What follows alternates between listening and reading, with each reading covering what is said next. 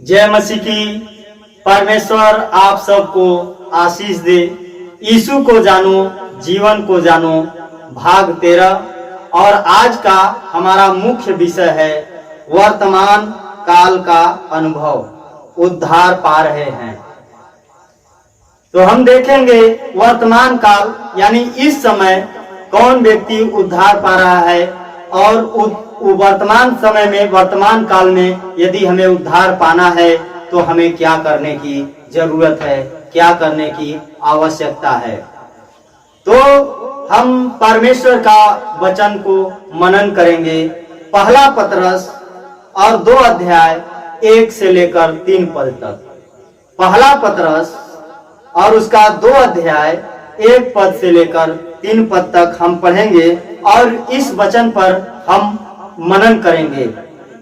यहाँ पर लिखा गया है, पहला पतरस 2 अध्याय 1 से लेकर 3 पद तक हम जब पढ़ते हैं तो यहाँ पर इस प्रकार से लिखा गया है, इसलिए सब प्रकार का बैर भाव और छल और कपट और डाह और निंदा को दूर करके नए जन्मे हुए बच्चों के समान निर्मल आत्मिक दूध की लालसा करो, ताकि उसके द्वारा उद्धार पाने के लिए बढ़ते जाओ, क्योंकि तुमने प्रभु की कृपा का स्वाद चख लिया है।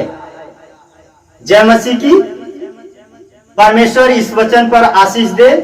जब हम इस वचन को पढ़ते हैं तो हमें वर्तमान काल यानी वर्तमान समय में, इस समय हमें क्या करना है, ये वचन हमें स्पष्ट करता है, यानी अच्छे रीति से हमें बताता है। उद्धार पाने के लिए हमें बढ़ते जाना है। उद्धार पाने के लिए हमें रोज का जो जीवन है, रोज के जीवन में हमें बढ़ते जाना है। ऐसा पदमंद हम पाते हैं, ऐसा पदमंद हम पाते हैं इस वचन में। यीशु मसीह पर विश्वास करने से हम उद्धार पाने पर भी, यीशु मसीह के ऊपर विश्वास करने के द्वारा उद्धार को प्राप्त करने पर, उद्धार को पाने पर भी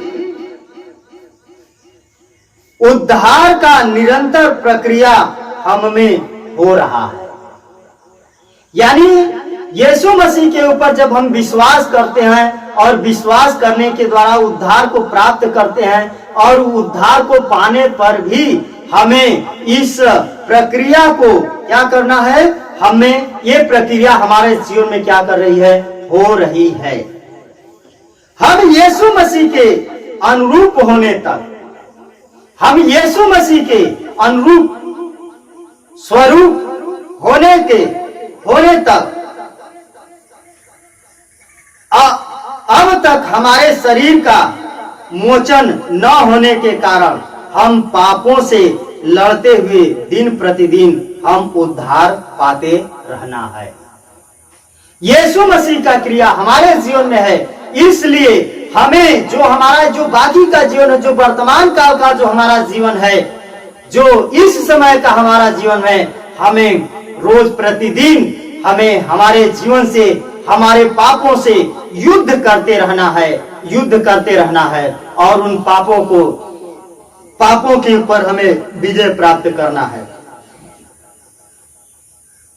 प्रतिदिन हमें पापों के शक्तियों से नजात पाना और प्रलोभनों को पराजित करना, संसार के अंधकार की शक्तियों से लड़ना, ये सारी बातें उद्धार का लगातार प्रक्रिया है।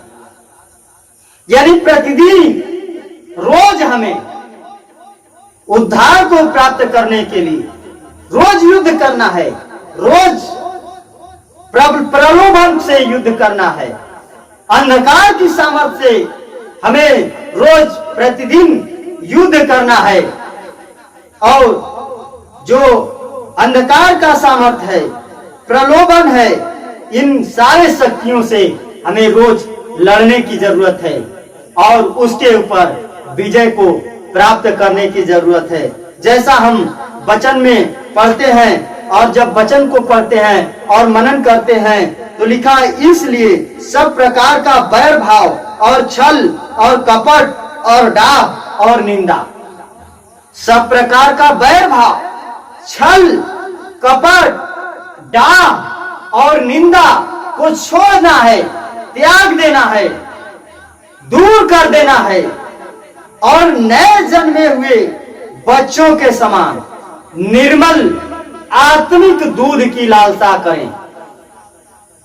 नया जन्मा हुआ जो बच्चा है उस बच्चे के समान हमें आत्मिक दूध की, आत्मिक जीवन के जल की हमें लालसा करना है,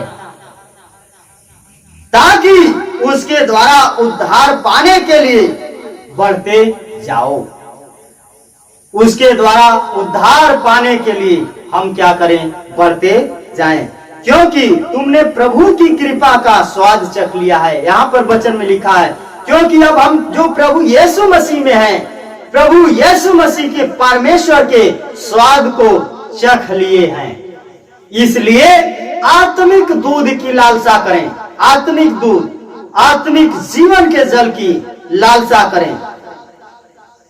नंबर 3, भविष्य काल का अनुभव। शारीरिक मोचन पृथ्वी पर का वर्तमानिक जीवन से अनंत काल का प्रवेश, यीशु मसीह के साथ हमेशा का जीवन, शैतान के शक्तियों पर परिपूर्ण विजय, इन सारी बातों को जोड़कर हम उद्धार के भविष्य काल के अनुभव द्वारा समझ सकते हैं। वह उद्धार का पूर्तिकरण है। यीशु मसीह के पहले आगमन में उद्धार का मार्ग तैयार करने पर भी यीशु मसीह के दूसरे आगमन पर ही मनुष्य का उद्धार पूर्ण होगा। जय मसीह की।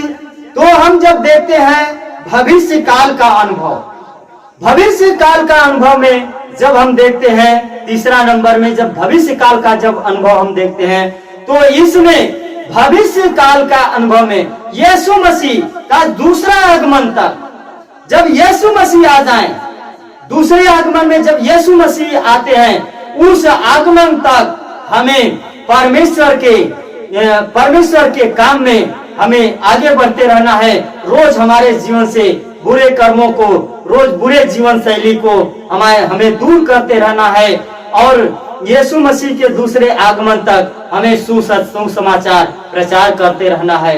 यह जब हम सुसमाचार प्रचार करेंगे परमेश्वर के दूसरे आगमन तक, तो हम अनंत जीवन के लिए कायम रह सकते हैं, अर्थात उद्धार को हम प्राप्त कर सकते हैं।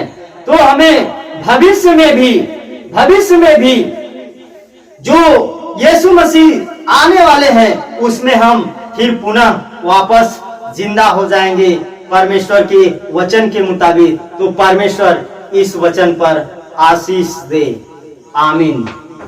जय मसीह की।